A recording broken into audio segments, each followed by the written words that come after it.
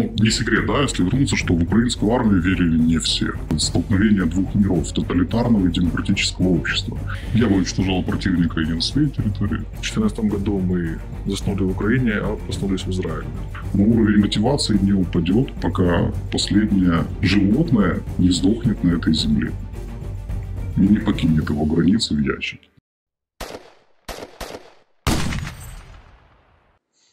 Чому ви приховуєте своє обличчя і голоси?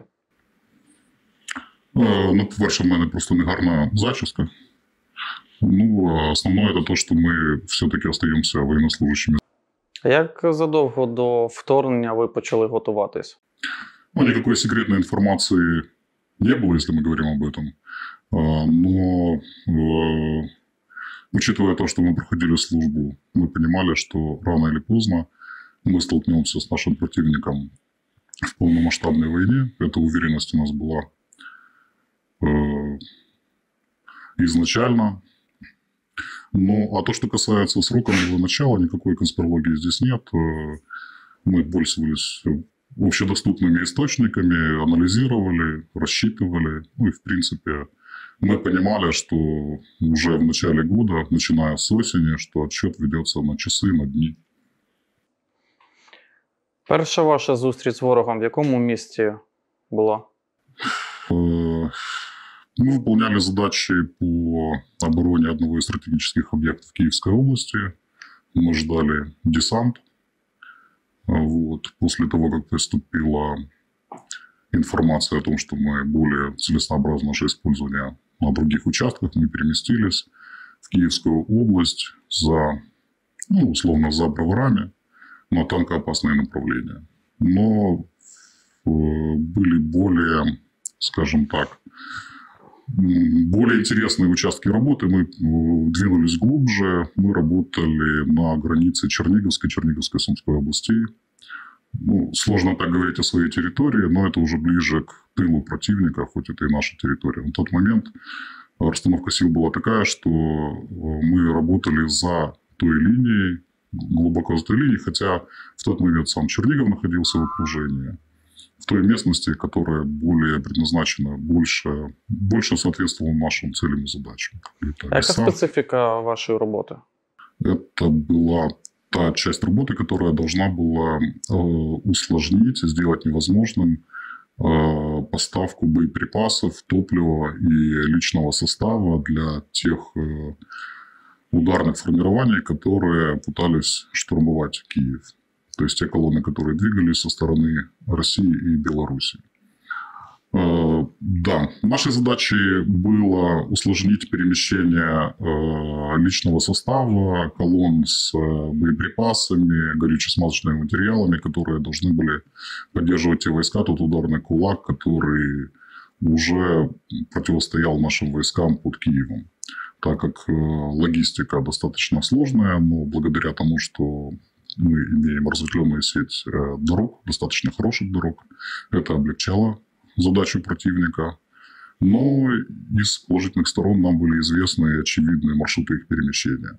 Потому что противостояние в прямом бою – это задача, ну, может быть, наша и не наша, но она не настолько эффективна. Это более тонкое решение, когда у противника заканчивается топливо. Мы все знаем те случаи, когда бросали тяжелую бронетехнику и автомобильную технику по той причине, что банально не было топлива. Когда бросали артиллерийские расчеты, оставались без снарядов, когда не было личного состава. Вот наши действия были направлены вот как раз на этот участок работы. Наскільки велика перевага ворога у кількості техніки та живої сили була саме на тому напрямку, на Чернігові? Наскільки складно там було працювати? Их было много. Прям так, чтобы мы знали, что такое количество пойдет, наверное, нет. То есть мы готовились, вся тактика применения, специфика применения малых групп, она, в принципе, в этом случае сработала, но это уже больше, наверное, мне кажется, заслуга и командиров, и в целом нас, таких как тактических юнитов, основанная на личном опыте и на наших качествах, потому что, в принципе, если бы мы работали так, как книжка пишет, то, я думаю, что у нас бы ничего не получилось. А що саме пише книжка? Я имею в виду по количеству сил противника, на которые группа может осуществить нападение, по необходимым силам и засобам, которые нужно брать с собой, резервы и прочее. То есть мы работали иногда в таких условиях, что повторять не очень хотілося б, да. Це була ваша особиста імпровізація, типу вихід із ситуації, або це були накази командування і вищого керівництва?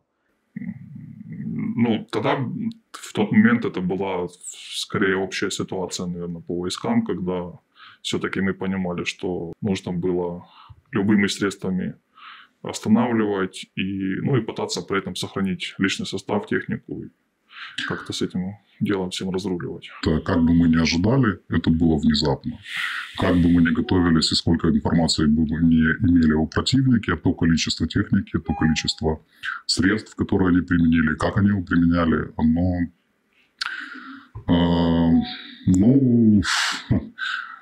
сложно сказать, удивило ли, но мы понимали, что будет сложно. И на тот момент была такая точка принятия решения для каждого военнослужащего, наверное, который непосредственно сталкивался с противником, что все то, чему нас учили, все то, чему мы готовились, не то чтобы этого недостаточно, что нужно проявлять характер, что каждый день мы выигрываем время для того, чтобы мы могли развернуться, научиться, получить вооружение. И счет шел на минуты. Наверное, первые месяцы, первые 1,5-2 месяца счет шел на минуты, и от каждого участка больше или меньше зависела судьба того, как сложится в дальнейшем, как эта кампания. Мы были абсолютно уверены в победе. Мы, наверное, не были... В чем мы не были уверены, это в том, сколько мы проживем, конечно. Мы понимали, что в такой ситуации... Вернее, не так, что это прям война-война. Это то, о чем мы читали книги, смотрели фильмы, потому что я ничуть не хочу в чем-то, знаете, как сделать ниже заслуги моих сослуживцев и тех, кто воевал в 2014-2015 году. Для меня было самым страшным, наверное, там Донецкий аэропорт, Дебальцево. Но то, что мы увидели в дальнейшем, то есть это все меркнет по сравнению с плотностью огня, количеством противника, с многими факторами. Часто мы выполняли те задачи, которые, наверное, в другое время мы бы посчитали, планируя, что это невозможно. И первые задачи, тоже нужно понимать, что как бы мы ни готовились, но опыта боевой работы за последние годы у нас не было. Не у всех, да, те, кто был в войсках, он был, но немножко при других условиях. И поэтому часто приходилось делать выбор, где-то переступать через себя.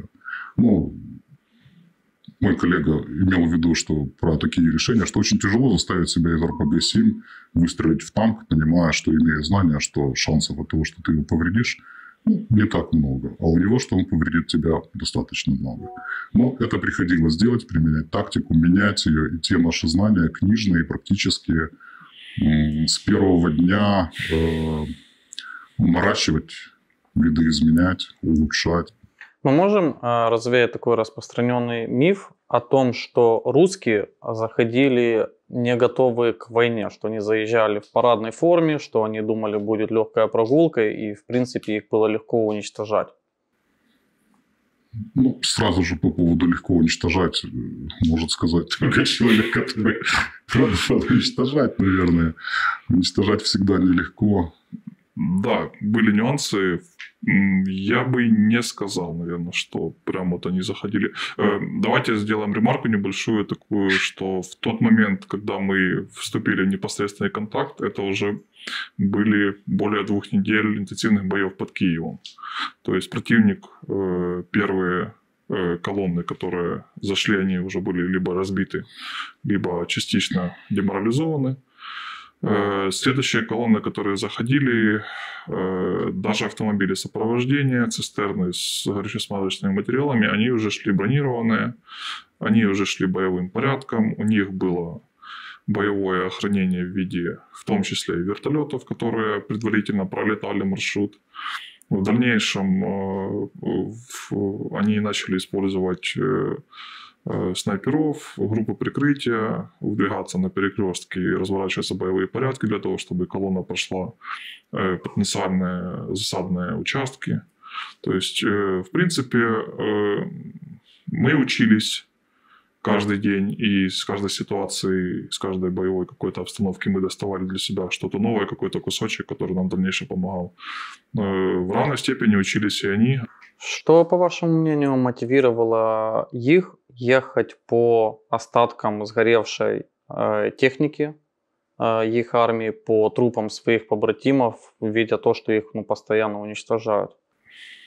Тяжело сказать. Но это все-таки мы же отличаемся, наверное, от них. И, как по мне, вот эта арабская психология, она, и стадный инстинкт их, он дает как плюсы, так и минусы. То есть они как-то собирались в кучу и ехали, надеясь проскочить, надеясь, что там сегодня убьют не меня.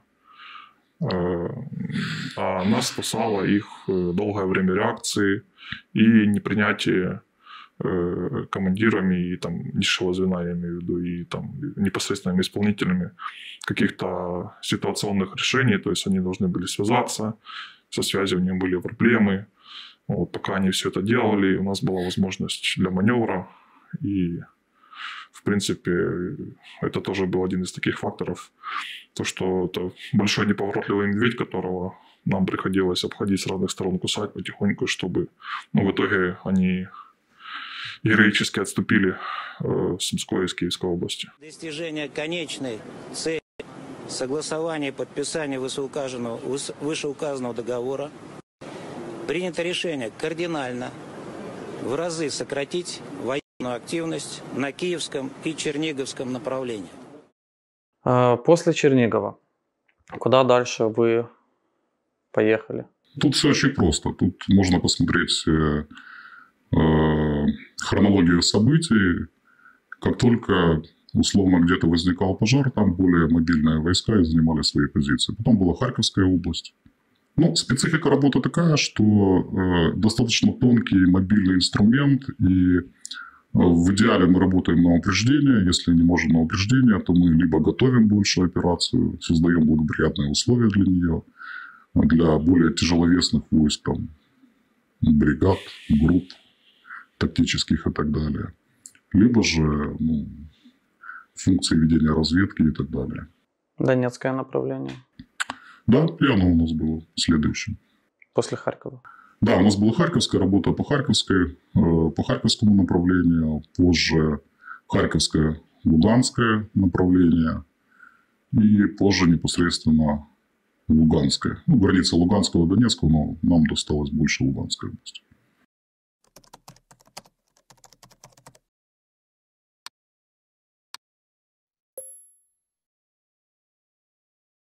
Где тяжелее всего было?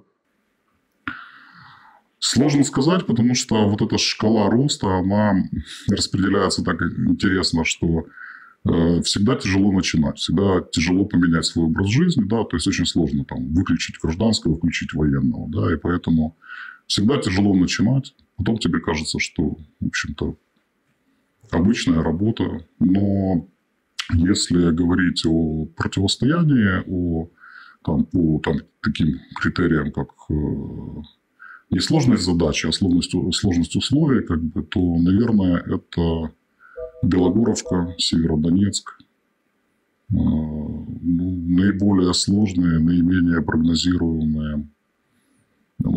Отсутствие оперативного простора, потому что это обусловлено тем, что очень большое количество артиллерии, авиации, и в такой ситуации все меньше. Условно, уже не так важно, какой быстро у тебя сплит, как быстро достаешь пистолет из кобуры.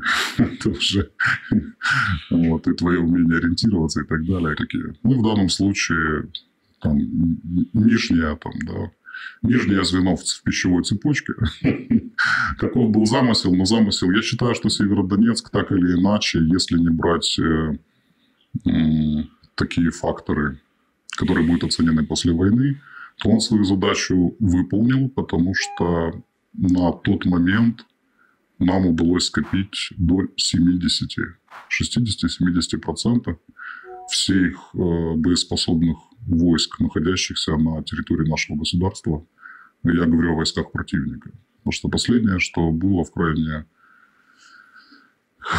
Последние дни пребывания там, это когда морпехи из Крыма ехали на «Тигров».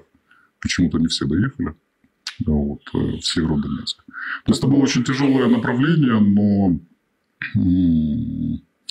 было понятно, что будет нелегко. И на самом деле все, понимая, что эта задача близится, как бы большого оптимизма никто не проявлял. Все знали, что будет очень сложно. И специфика городские бои, ну, я вам честно скажу, что, наверное, никто не имел такого опыта, потому что, ну, в общем-то, и такой функции, как и штурмовой, ее нету. У нас, в частности, она не прописана, и этих знаний как бы не так много, и опыта тем более. Но та группировка, которую мы в тот момент заблокировали там, которая была привлечена к штурму Северодонецка, она позволила развить успешное наступление на других участках. И мы понимали, что кому-то надо делать эту работу.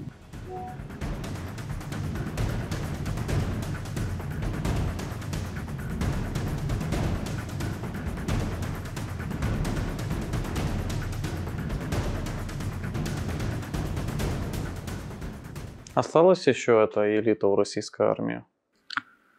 Да. Сосед большой, элита, конечно, осталась. Но, вы знаете, тоже элита у нас, мы стали какие-то заложником, если не пропаганды, то когда мало информации, развиваются слухи. Вот эта элитность, общевойсковой бой, он нивелирует массу преимуществ. Остается мотивация и подготовка, но в городском бою сложно спорить пехотинцу с танком, там, условно, да. И танку не принципиально, ты спецназовец, десантник или, как это прилично, ошибся, убило. Да. Без разницы на твою подготовку. Поэтому... Да, это когда мы были на одной из задач, тоже замечательная задача была, где нам удалось уничтожить в наступлении противника колонну бронетехника подрывом моста. Наши смертники были ребята из ДШВ, и я навсегда запомню, извините за ненормативную лексику, но у него на Ниве было сзади написано такой девиз, который стал нашим девизом на какое-то время. У него было написано банально, вот так вот на всю крышку багажника, там, убило. Собственно, знаете, это и стало нашим, как бы...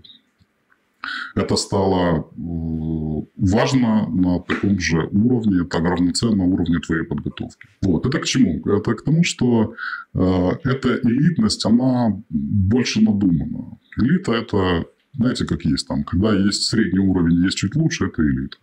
В чуть лучше есть еще лучше. Это как? Это суперэлита. Наверное, тогда есть мегаэлита.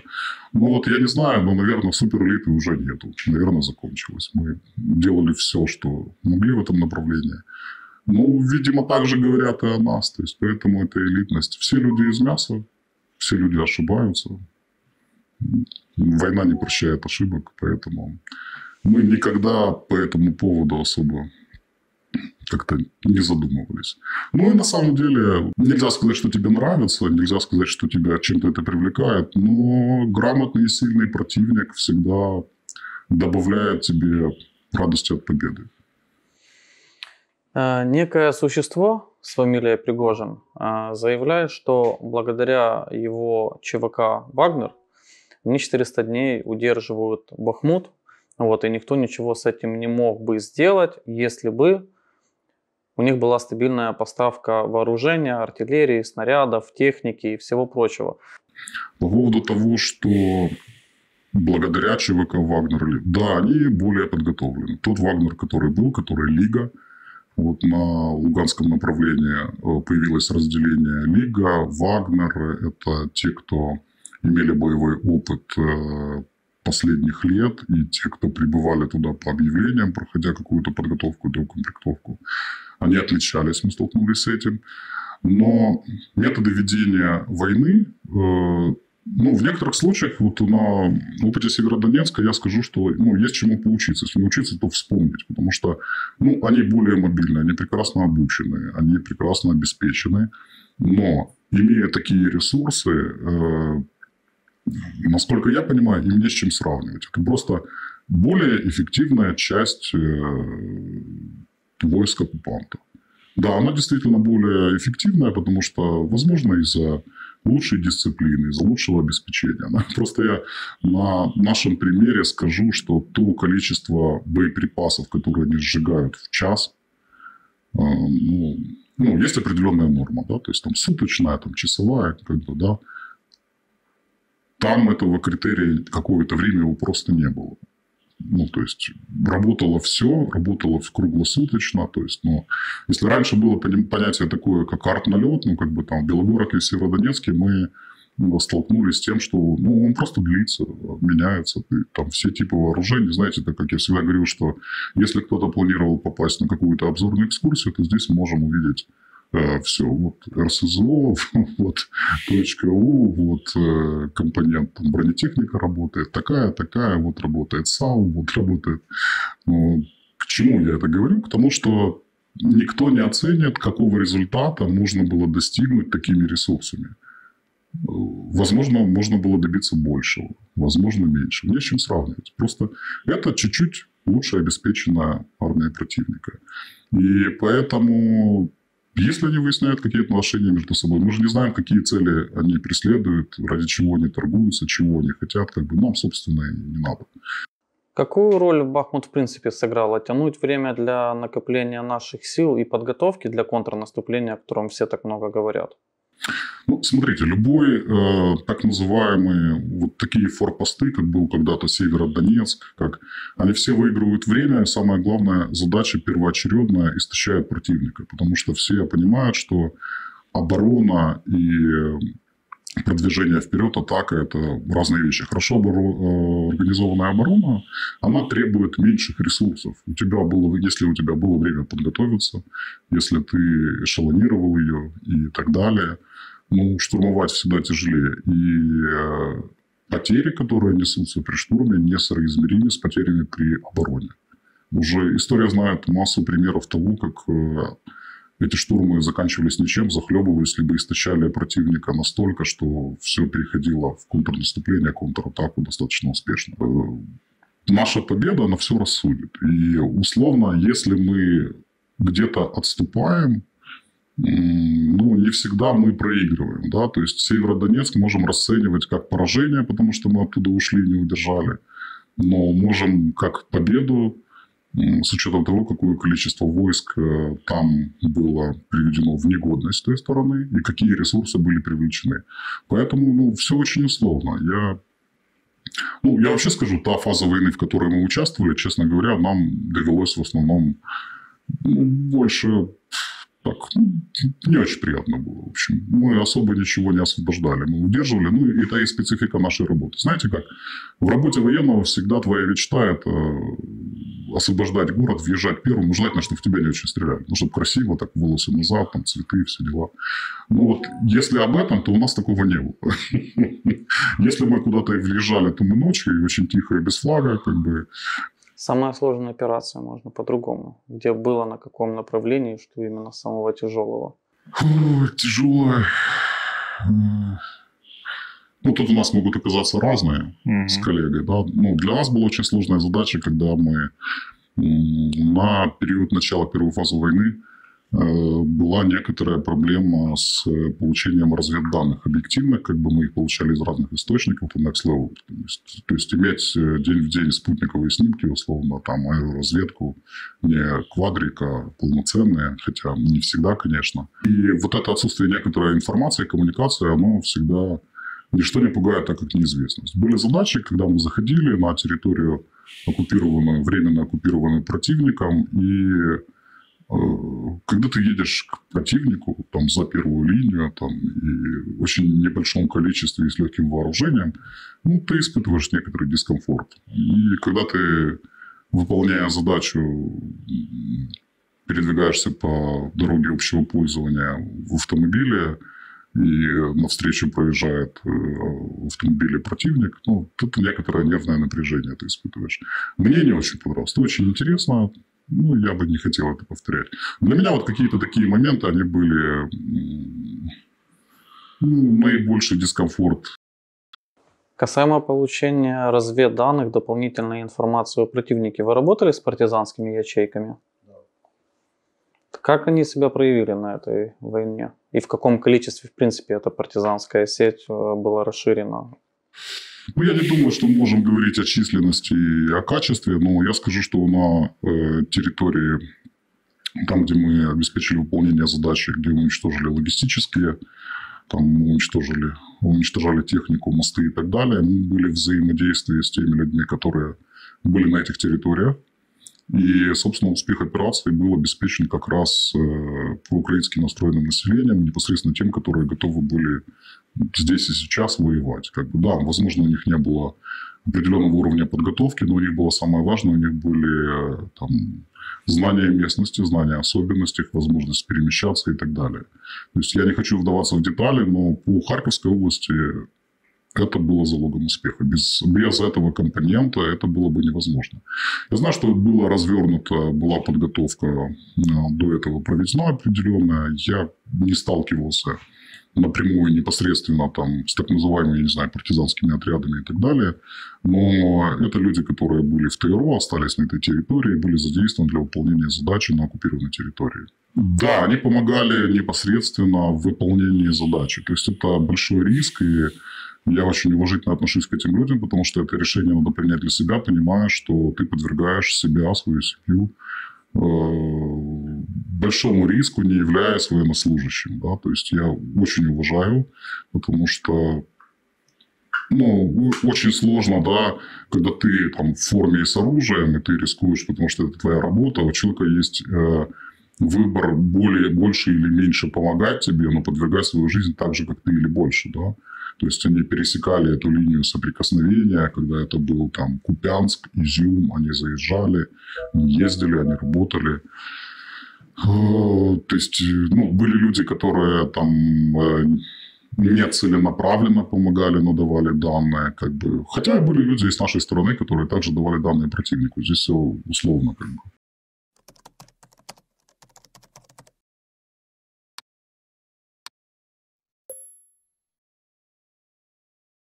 В принципе, успех нашей работы на северном направлении и, в принципе, и в Харьковской области тоже, он также был в большей части благодаря содействию все-таки местного населения. Та информация, которая передавалась нам, она была, так скажем, из прямых рук. То есть люди находили какие-то контакты, связывались, мы эту информацию, соответственно, подтверждали и наносили удары по колоннам, которые двигались. Старались, конечно, наносить удары между населенными пунктами для того, чтобы минимализировать ущерб. И, конечно, люди все-таки самоотверженно относились к этому вопросу, они понимали прекрасно, что они делают. И, к сожалению, это понимал противник. И, как мы видим, дальнейшее расправы над местными в Изюме и прочие такие недостойные странички, скажем так, звания военнослужащего с их стороны. В меньшей степени, конечно, это работало в Донецкой области, в Луганской тоже были местные жители, которые, скажем так, вне политики, да, которые просто какие-то существа ходили рядом, пытались там попасть, кто-то просто хотел посмотреть, кто-то там пытался подойти, завязать какой-то разговор, то есть, Как идентифицировать консерву? Как понять, что вот это добряк, который хочет с тобой завести диалог, что это далеко не добряк, а предатель? Такая история, что если мы говорим о консервах, это профессиональные разведчики, люди, которые завербованы, либо склонены к сотрудничеству с противником. Есть те, кто профессионально этим занимается на протяжении 8-10 лет, то их идентификация, их раскрытие возможно только уже в момент, когда они проявляют себя, когда они работают, либо же когда это системная работа служб контрразведки. Есть тонкая грань, есть те люди, которые, как коллега говорил,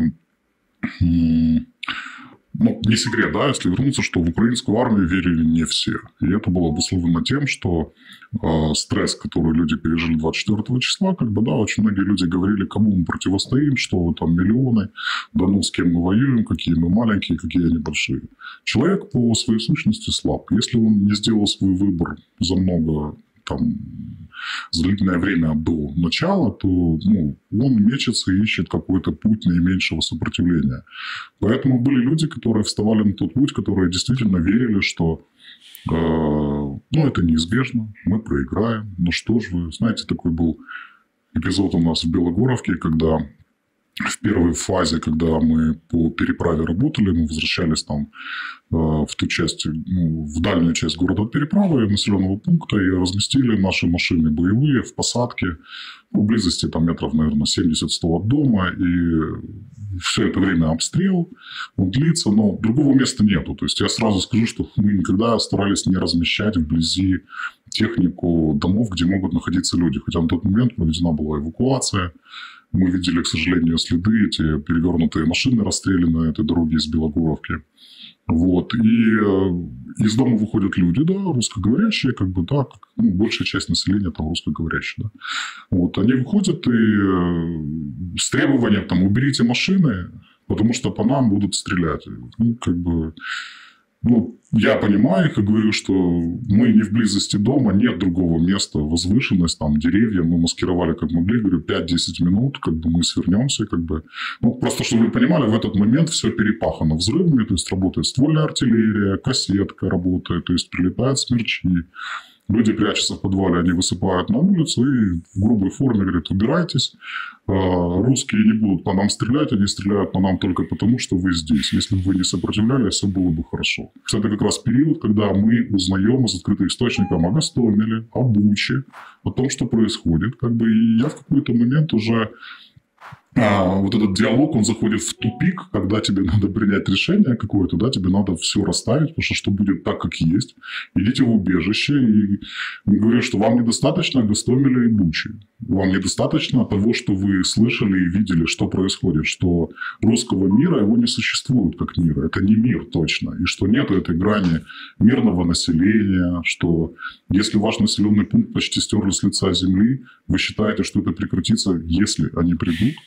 Но люди все равно они живут в каком-то своем иллюзорном мире. Они считают, что они не пускают этот конфликт в себя, воюют военные где-то. А мы здесь живем, нам, как в Северодонецке был там дедушка, у дедушки 62-го года рождения, как бы, который жил на территории завода, который мы удерживали позиции.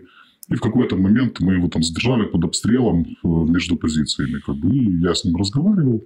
И вот такая фраза у него была, что я ему говорю, это ни на что не влияет, вы побудете здесь, пока мы проведем там наши какие-то мероприятия, потом мы дадим вам еды, воды, как бы отведем в безопасное место и пойдете себе в свой подвал. Вот. И говорю, ну просто для меня ответьте, вы вот сейчас вы видите, что Северодонецк, город стирают с лица земли. Кругом, там, на месте, где мы его там приняли, забрали к себе, тела мирных жителей, которые никто не забирает. И у него тоже, у него сестра, которая, он там в подвале сестра, которая погибла, умерла несколько дней назад, и как бы он шел на позиции, потому что кто-то обещал помочь с эвакуацией. На тот момент эвакуации уже не было мостов. И под такой плотностью огня перемещения по территории завода, они были связаны с большим риском. И вот говорю, когда ты видишь это все, скажи мне, без последствий, твоя сторона, то есть русский мир, Украина, говорю, ты чувствуешь себя частью Украины? И ответ, он очень такой символичный в этой ситуации. Он говорит, мне все равно. Я раньше работал, у меня была работа и была зарплата. А кто здесь и какой флаг, как бы, вот эти штуки, они очень многое объясняют. Это и есть почва для развития, для там, склонения к сотрудничеству, для вербовки. Как бы. Это противодействие, это слишком достаточно мощный механизм пропаганды Российской Федерации в определенный период. И те территории, которые приграничные с Российской Федерацией, с агрессором, они всегда были более подвержены. То есть там, да, не секрет, что всегда были доступны российские каналы, там российские СМИ имели доступ. Завод, на котором мы были в Северодонецке, мы нашли журналы с планом эвакуации, подписанным до начала войны, с маршрутом эвакуации в Россию. Форма охраны, охранного предприятия, которое было на заводе, это ряска российская. То есть, масса таких элементов, которые были... Бизнес был связан с Россией.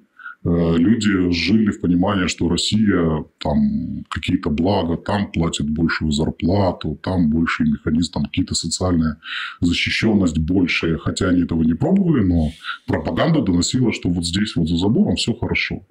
Естественно, это давало свои плоды.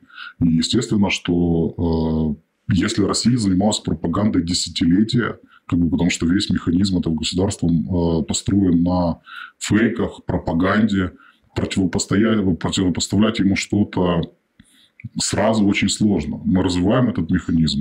Знаете, это столкновение двух миров, тоталитарного и демократического общества. Мы никогда не стеснялись ругать себя и говорить о своих недостатках. Что использовал наш противник и говорил, мы там говорим, у нас там плохие дороги. И как в зеркале отражается в России, да, у них плохие дороги, а у нас хорошие. Я когда-то много путешествовал по России давно. Я понимаю, что вот эта вот часть сконцентрирована в одном месте, где все хорошо, и ты уезжаешь чуть дальше, и там нет ничего. Но при этом, то есть у них есть уверенность, что они живут в лучшем мире вместе. Они никогда не выезжали за забор, им вот так. Мы никогда не скрывали свои недостатки. Мы всегда говорили о том, что да, у нас есть коррупция, да, у нас могут быть плохие дороги, но мы что-то делаем. А есть часть людей, которые как любой человек, они хотят жить здесь, сейчас и верить в что-то хорошее, которое находится в будущем, за забором, у соседа, где угодно. Любой механизм демократический проигрывает тоталитарному в отношении выработки этого общего мнения. Да? Там есть одна идея, одна мысль. Мы самые лучшие, мы всем поможем, у нас все хорошо. Если тебе каждый день повторяют, что у тебя все хорошо, либо твоя психика не выдержит, либо ты понижаешь свою планку хорошо и говоришь, в принципе, колбаса и хлеб, это же достаточно неплохо, да.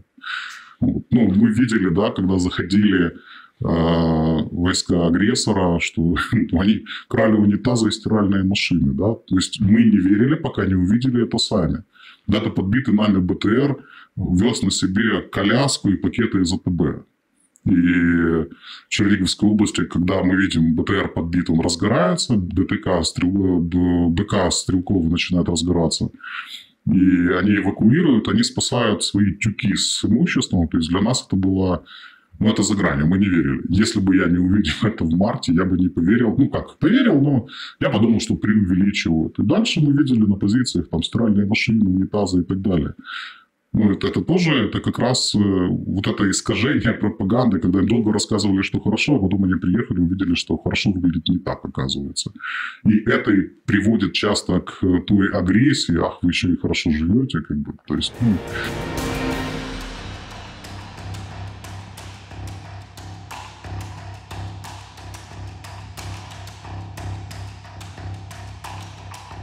Как людей, которые были десятилетиями, или как минимум последние 9 лет, это Донецкий регион под влиянием российской пропаганды, сейчас переубедить, открыть им глаза и отрезвить их разум? Это очень сложный вопрос, потому что, смотрите, что произошло за эти почти десятилетия. Там растет целое поколение, семей которых коснулась война. Представляете себе ситуацию, в которой там отец или муж погиб в войне с войсками Украины, да? То есть, соответственно, у него есть семья, у него есть дети, которые... Они не приемлят эту модель. Украина для него будет врагом всегда, потому что ты не можешь принять то, что твой отец или брат или сын воевал. Он же воевал за что-то, наверное, хорошее. Да? То есть, это такая потерянная часть мира, которая, она с этим мировоззрением уже и будет жить. Это неизбежно. Но в то же время территории, которые оккупированы, мы не можем отказаться от своих граждан. Это граждане Украины. Да, они могли получать паспорта России. Они могли остаться, я знаю, десятки примеров, когда люди остаются верны Украине, живут в Донецке, в Луганске, по тем или иным причинам они не могут покинуть эти территории, и они остаются гражданами Украины. То есть это процесс, который будет длиться десятилетиями. Это процесс этой реинтеграции, который потребует от нас большого количества сил. Ты хочешь остаться, принимай те правила того государства, в котором ты живешь.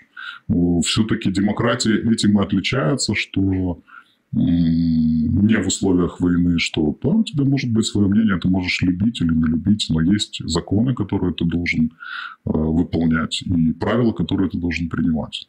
К сожалению, будет так, что человек может жить в Украине и ненавидеть ее. Будет его выбор. Ну и при этом у нас нет абсолютно никаких гарантий, что, условно говоря, пророссийское население организуется в партизанщину какую-то российскую, в какие-то там мини-ЧВК и будут отстаивать интересы Российской Федерации, и мы опять пройдем через какой-то промежуток времени этот путь.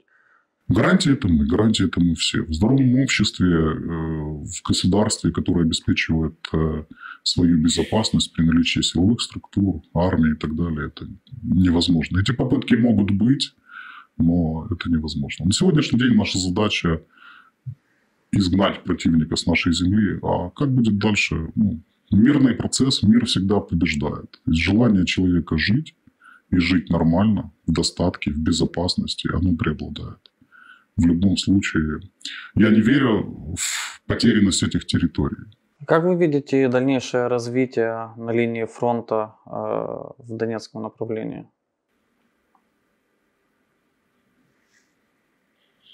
Я честно скажу, я к картам Таро очень плохо отношусь, я не умею ими пользоваться. Я больше к картам обычным. Сложно, честно говоря. Потому что, опять-таки, масса вводных. Какой план у нашего командования? Какой план у командования противника? Как мы на него будем реагировать? Очевидно, что задача бахмутского направления, это те выводы, которые мы можем сделать, глядя на карту, с учетом рельефа, с учетом путей сообщения. Да, это важное направление. Да, впереди у нас за спиной остается Константиновка, Славянск и Краматорск, которые они хорошо укреплены в свое время, и это прекрасная база для наступления, контрнаступления может быть. То, что важно направление Лиманское, мы тоже понимаем. Как будут развиваться события, тут сценариев очень много.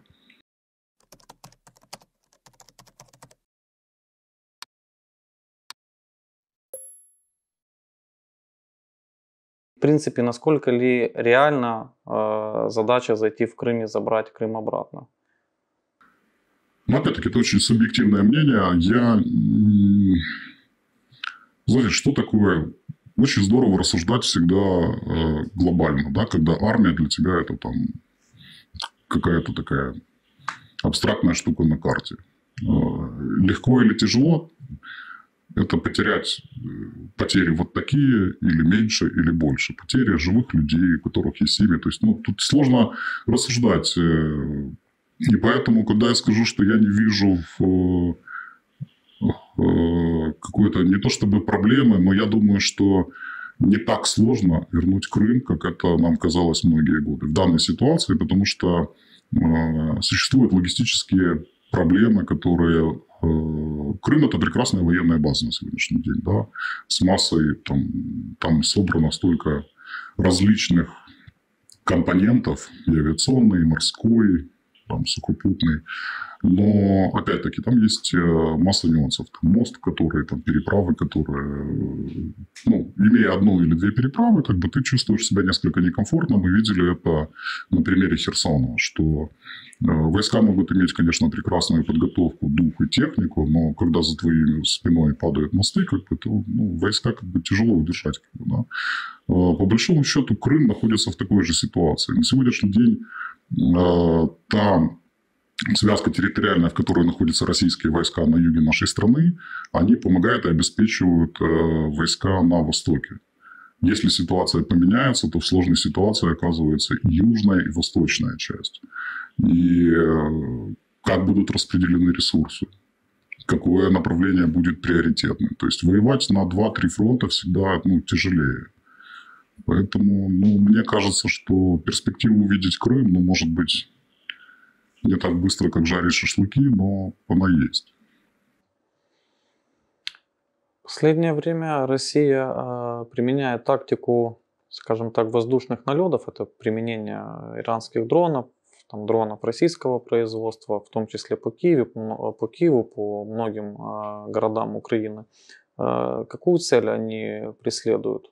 Давно не секрет та тактика, то, что они пытались провернуть в Киеве, в тех городах, в которые они не могли зайти.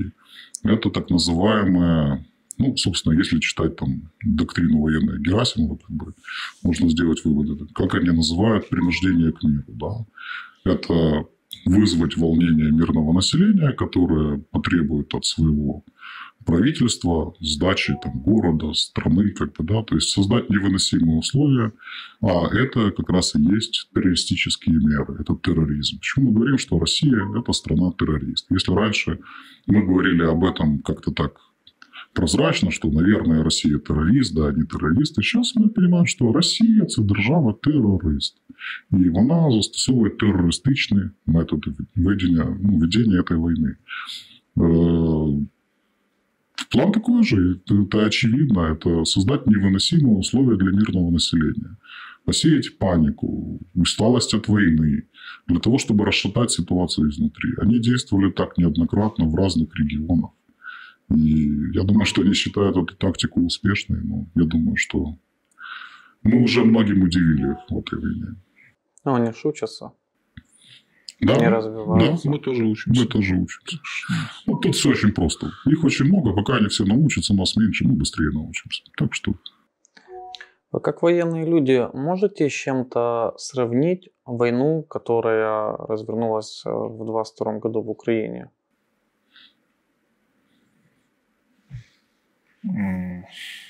Из приличного. Все-таки есть оценки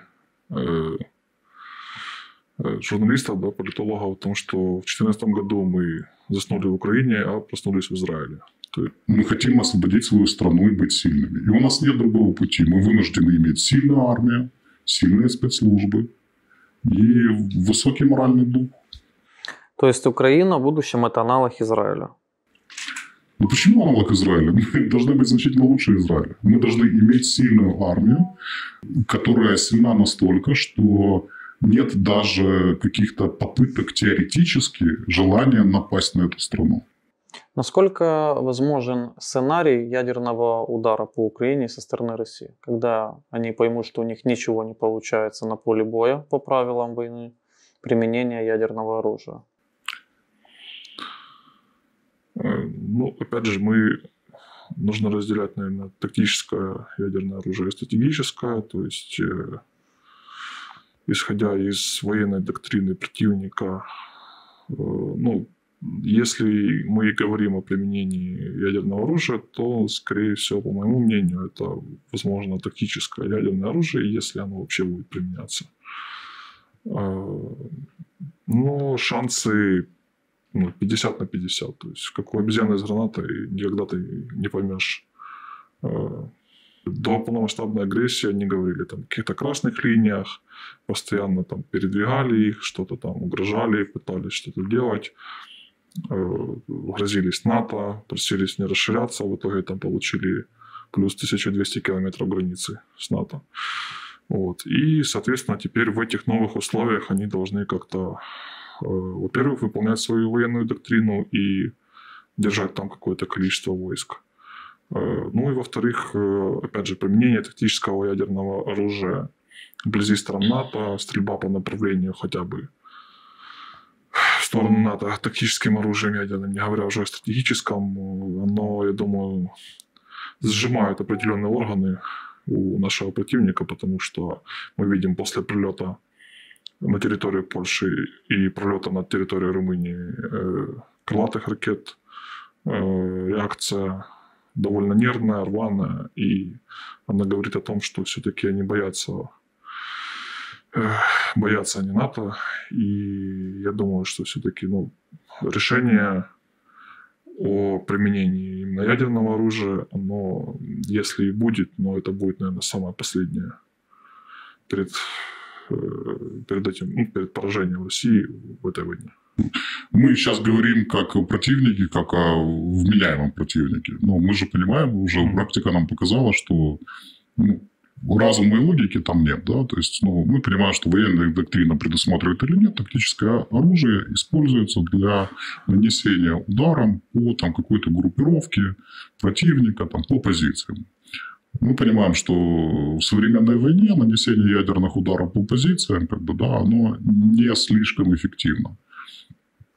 Что следующее? Но по точкам принятия решения это мирные города. Мы понимаем, что если ядерное оружие будет применено по государству Украина, по мирной его части, то это конец государства Россия в целом.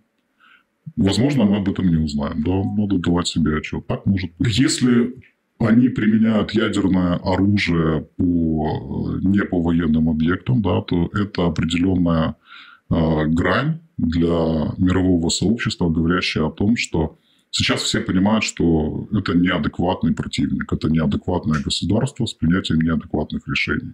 Но пока весь мир не поверит в то, что он несет угрозу всему мировому сообществу, прямого противодействия не будет. Когда твой сосед сходит с ума и несет угрозу всему населенному пункту, с ним что-то происходит. Да? То есть вся община объединяется, и он, наверное, куда-то уезжает, исчезает. Все понимают, что лечить его уже бесполезно. Стертый Мариуполь, стертые населенные пункты Киевской области, Салтовка в Харькове. Чего этого недостаточно для...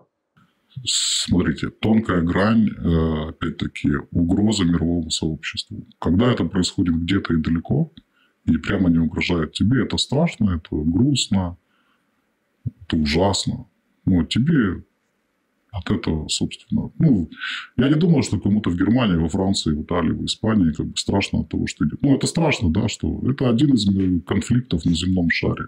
Но когда применяется ядерное оружие, какое бы оно ни было, тактическое, все понимают, что кто-то может все изменить на всей планете.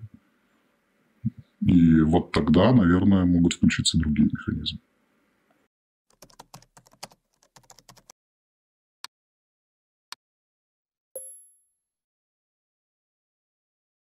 Все просят авиацию. До этого мы просили, нам необходима была тяжелая бронированная техника, танки, бронированные транспортные средства. Сейчас авиация. Насколько это, в принципе, поспособствует? И что, может, еще нам нужно для того, чтобы мы эффективно могли противостоять противнику и уничтожать его на своей территории? Я бы уничтожал противника и не на своей территории. Хотелось бы, да. Тут тяжело говорить, потому что разная концентрация и наших сил и противника на разных направлениях. Да, техники не хватает, техника боевая выходит из строя, но, в принципе, мы видим статистику, видим, что и у противника заканчивается техника, и те 3000 танков, которые были, они постепенно, я имею в виду из новых, не из тех, которые не с баз хранения тащат, то есть все конечно. Поэтому как-то узагальнить и сказать что-то конкретное, что нам нужно. Мы все-таки надеемся, что поставками техники и лоббированием наших интересов занимаются профессионалы. И, в принципе, как показывает практика, у них есть данные, и то, что к нам приходит, оно, в принципе, более или менее соответствует нашим запросам. Прежде всего, то, что явно мы видим, это то, что на своем опыте, это, конечно, не хватает превосходства в воздухе, авиационный компонент. Я понимаю, мы были на одном из объектов и видели, как работает наша авиация, и понимаем, что техника, которую мы используем, она действительно устаревшая. Она прошла меньше модернизации, количество меньше, хотя те же пилоты, они проявили свое мастерство настолько, что по нашим прогнозам, наверное, мы где-то недооценивали. По Они вели воздушные бои, в том числе, которые мы видели на технике, которая уступала технике противника. Успешно вели. Да, с потерями, да, к сожалению. Поэтому наличие авиационного компонента, оно позволит нам вести наступательные действия. Это опять наша гипотеза, потому что это уже там несколько другой уровень. Да. Бронетехника. Новая бронетехника. Если мы говорим о том, что это не дуэль, и у тебя и у меня должны быть танк Т-72, да, то, естественно, чем новее, тем мощнее, если мы можем использовать ресурсы более современные, и мы речь идем о той войне, которой мы преобладаем не в численности, значит, мы должны преобладать в качестве. Прежде всего, это, естественно, техника, это количество боеприпасов, разумных боеприпасов, это средства разведки, это доступ к спутникам. Вот. И, конечно, это самый главный ресурс любой войны – это люди, это пополнение рядов армии, потому что, к сожалению, люди имеют свойство, там, они гибнут, они выбывают из строя по ранению, они устают, их иногда надо менять. И поэтому, пока война не закончена, человеческий ресурс, подготовка этих ресурсов, подготовка кадров, офицеров, солдат и не обязательно бежать и стрелять, как бы, да, есть масса сопутствующих, да, есть штабы, логистика, обеспечение и так далее. Человеческий ресурс будет востребован еще достаточно долго. Возможен ли сценарий, как минимум, попробовать прорвать, опять-таки, украинские границы сухопутным путем, то есть попробовать прорвать там границу в Сумах, в Киев зайти и так далее? Не хотелось бы снова отбирать хлеб у генерала Залужного и генерального штаба. Смотрите, гипотетически возможно все. Знаете, как мы недавно пережили там какую-то такой информационный всплеск, пойдут ли они в столицы Украины со стороны Беларуси, Черниговского направления. Мы живем в современном мире, и мы на ступеньку выше, чем наш противник технологически. Благодаря партнерам, благодаря нам самим. На сегодняшний день, это уже не конная армия. То есть, на самом деле, сегодня тактическую группу спрятать где-либо уже сложно. Есть спутники и другие средства разведки, которые уже много раз доказывали, что какое-то военное чудо провести, скопить войска, там, обеспечить логистику, подготовить их к удару, формировать ударный кулак фактически невозможно. Есть противодействие, есть информирование, есть время для реакции, есть время для упреждения. Поэтому, возможно все, но сделать это скрытно очень сложно. То есть мирному населению можно выдыхать, все будет хорошо. Да, мирному населению, в принципе, нужно всегда быть спокойным. Если они будут нервничать, будет сложнее. Как у военных с мотивацией, спустя почти полтора года войны? Появилась определенная усталость от войны. Человек, ему свойственно, с точки зрения психологии, мы ко всему привыкаем. Люди устают. Люди устают физически, устают морально. И то, что тебе вчера казалось невозможным, страшным, потрясающим, рано или поздно приходит в привычку. Реакция на воздушные тревоги, так же, как у солдата реакции на обстрелы, первые обстрелы, 20-е не отличаются. Они несут абсолютно одинаковую угрозу, но отношение твое меняется. Если ты не можешь изменить ситуацию, измени отношение к ней. И поэтому определенная тенденция того, что человек охладевает, он живет этим меньше, это нормально, так было всегда. Но есть какой-то минимум. Какая мотивация нужна для человека в стране, на которую напал? Речь же не идет, что напали на государство, гибнут твои друзья. Был твой друг, и его нет, он погиб, сражаясь. Да? Был дом, и его нет. У тебя была земля, и ее не стало. Что нужно сделать еще, чтобы мотивация была выше? Ты можешь уставать, ты можешь ругаться, ты можешь сплеваться. Но уровень мотивации не упадет, пока последнее животное не сдохнет на этой земле и не покинет его границы в ящике. Она не упадет никогда. И многие годы и еще поколения будут переживать. Этой мотивации хватит намного. Да, я хотел бы уничтожить всех и каждого за то, что они закрывали глаза на то, что они убивают здесь детей, женщин, за то, что они разрушают города. Я лично хотел бы убить каждого. А вы до полномасштабной, вообще практиковали взрывы мостов? Инженер? Да, конечно. Пидоры подорвали мост, мы подорвали мост. Прилетел самолет, сбросил бомбу, но он испугался, перед этим сушку сбили, он поэтому бросил закрытыми глазами далеко. Возможно появление украинского Моссада? Мы же не уверены, что он не существует. Мы очень много чего узнаем, когда закончится время. Или нет. Или нет. Мы сейчас точно Вяжи, Олег, вяжи.